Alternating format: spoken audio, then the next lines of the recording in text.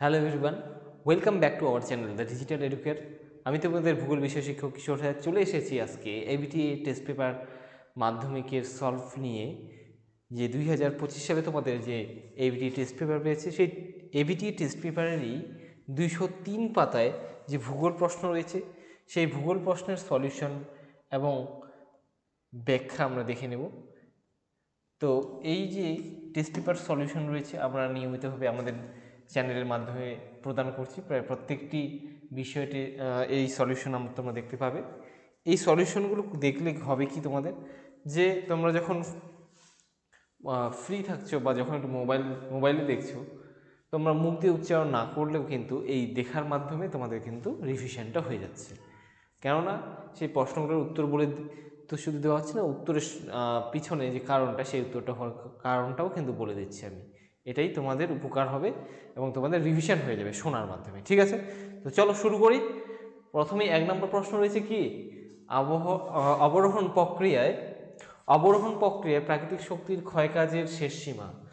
অবরোহণ অর্থাৎ ক্ষয়কাজের শেষ সীমা বললে অবশ্যই মনে রাখবে সমুদ্রপৃষ্ঠ, যেখান থেকে আমরা ভূপৃষ্ঠের উচ্চতা মাপা শুরু করি। সমুদ্রপৃষ্ঠের অর্থাৎ সমুদ্রের জলের যে লেভেল, সেই লেভেলটাকে ধরা হয় কি 0 মিটার, এখান থেকেই বা 0 ফিট, এখান থেকেই ভূপৃষ্ঠের কোনো স্থানে উচ্চতা মাপা হয়। এটাই ভূপৃষ্ঠে বা পৃথিবীতে ক্ষয়ের শেষ সীমা। ঠিক আছে, দুটি সিপ বালিয়ার মধ্যবর্তী করিডোরকে কি বলা হয়? এর আগের প্রশ্নপত্রে এটা শূন্যস্থানে ছিল, এবার এটা কিসে চলে আসলো?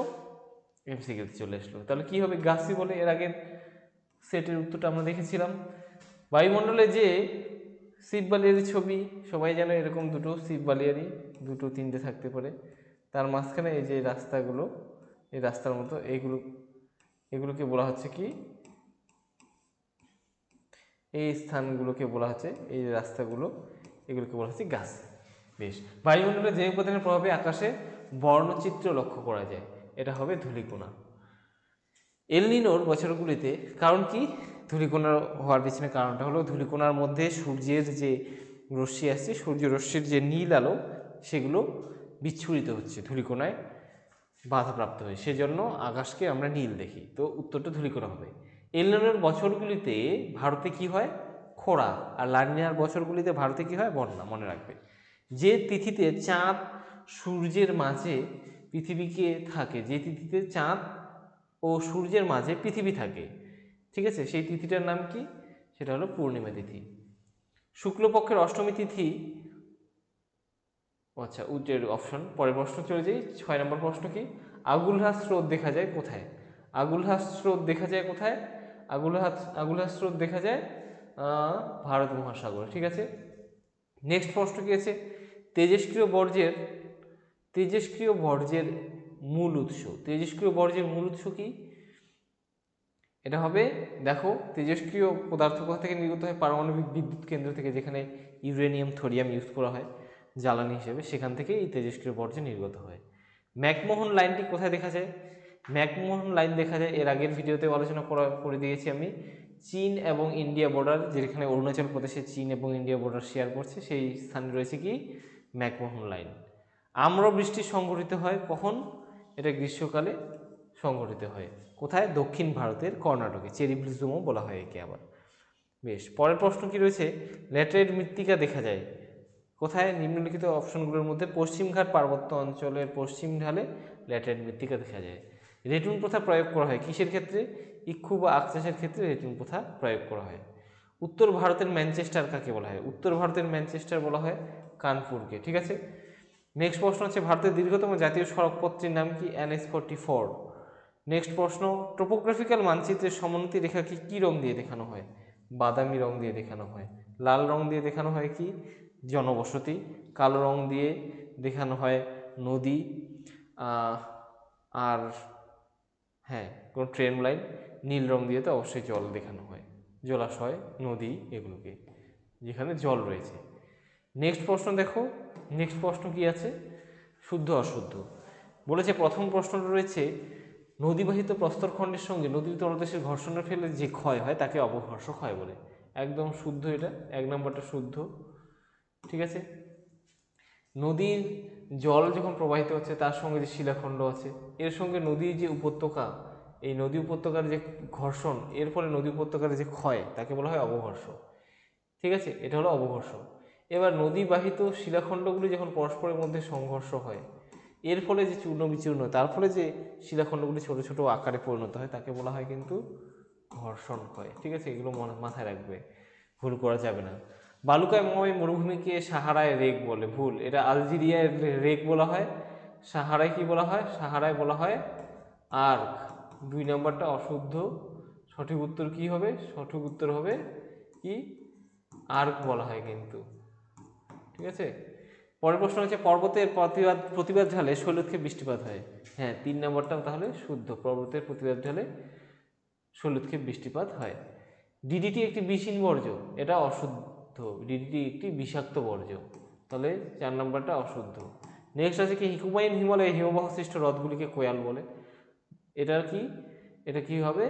হুমায়ুন হিমালয়ে হিমবাহ সৃষ্ট হ্রদগুলিকে কোয়াল বলে। ঠিক আছে, কোয়াল এটা সঠিক উত্তর। হুমায়ুন হিমালয়ে হিমবাহ সৃষ্ট হ্রদগুলিকে, সরি এটা ভুল হবে, এটা হবে তাল বলা হয় এটাকে, হুমায়ুন হিমালয়ে, সেই জন্য 5 নম্বরটা অশুদ্ধ হয়ে যাচ্ছে। বিপিও বিজনেস প্রসেস আউটসোর্সিং কথাটি তথ্য প্রযুক্তি শিল্পের সঙ্গে যুক্ত। হ্যাঁ, এটা সত্য যে আউটসোর্সিং কথাটা বিপিও বা তথ্য প্রযুক্তি শিল্পের সঙ্গে এই আউটসোর্সিং কথাটা বা বিপিও কথাটা যুক্ত। ঠিক আছে, প্রশ্ন কি রয়েছে? উপগ্রহ চিত্রে ছদ্মরং ব্যবহার করা হয়। অবশ্যই শুদ্ধ, উপগ্রহ চিত্রে ছদ্মরং ব্যবহার করা হয়, শুদ্ধ এটা।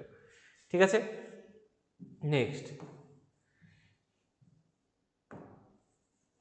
পরের শূন্যস্থান রয়েছে।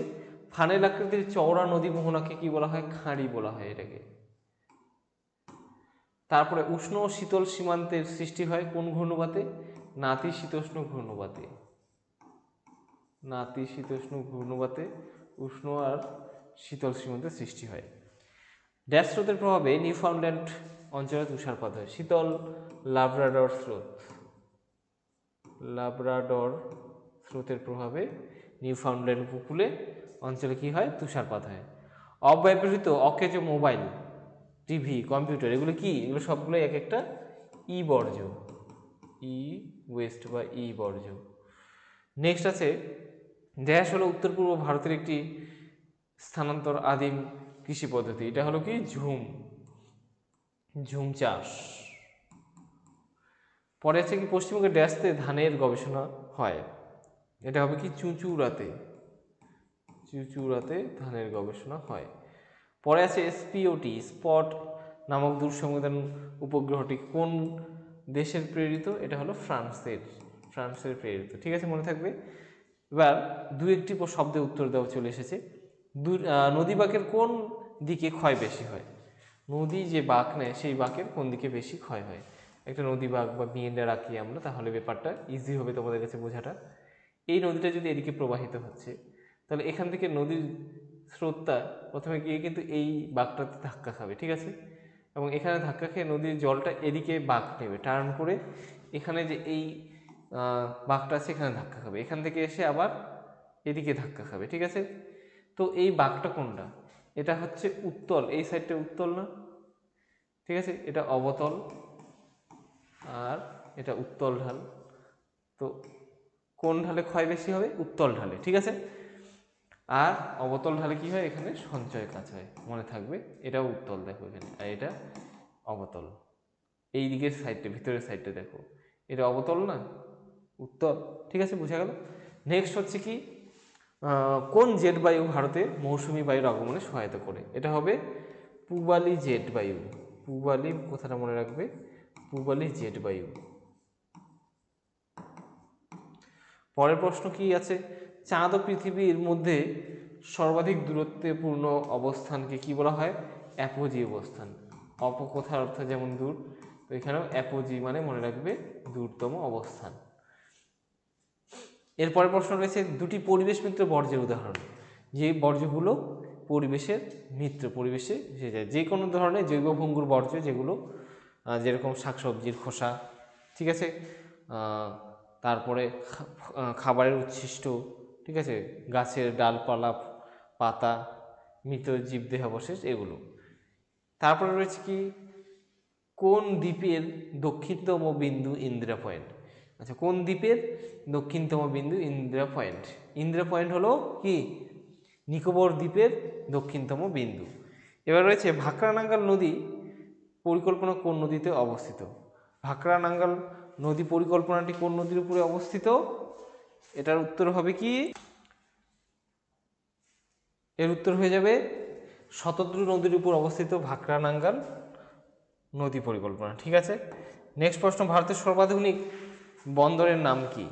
ভারতের সর্বাধুনিক বন্দরের নাম হলো জওহরলাল নেহেরু বন্দর। ঠিক আছে, নেক্সট প্রশ্ন, উপগ্রহ চিত্রের ক্ষুদ্রতম একক কি? ঠিক আছে, উপগ্রহ চিত্রের ক্ষুদ্রতম একক হলো পিক্সেল।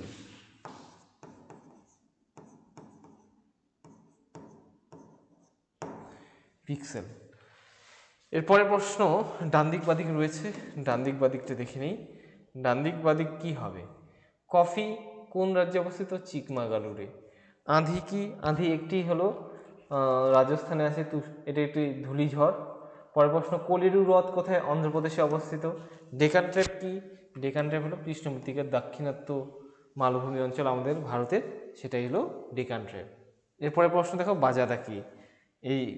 এটা মরুভূমির ক্ষয় কাজের, মরুভূমিতে বায়ু এবং জল ধারার বিরুদ্ধে ক্ষয় কাজের ওখানে পাবে। এটা হলো প্লায়ার পূর্ববর্তী এবং পেডিমেন্টের, প্লায়ার আগে এবং পেডিমেন্টের পরে, অর্থাৎ প্লায়ার পেডিমেন্টের মধ্যবর্তী যে স্থানে সূক্ষ্ম পলি বালি সঞ্চিত হয় তাকে বলা হয় বাজাদা। অ্যালবেডো অর্থাৎ নিষ্ক্রিয় সূর্য রশ্মি, সূর্য থেকে যে পরিমাণ তাপ এবং রশ্মি আমাদের পৃথিবীর দিকে ছুটে আসে, পুরোটাই আমাদের পৃথিবীকে উত্তপ্ত করতে কাজে লাগে না। এর 34 অংশ পৃথিবীর পৃষ্ঠ থেকে, মেঘ থেকে, ঠিক আছে, তারপরে ধূলিকণা থেকে প্রতিফলিত হয়ে মহাশূন্যে ফিরে যায়, যেটা পৃথিবীকে উত্তপ্ত করতে কোনো কাজেই লাগে না। একে বলা হচ্ছে কি অ্যালবেডো। এর পরিমাণ কত? 34%। আর কার্যকরী সৌরবিকিরণ কত? 66%। মনে রাখবে।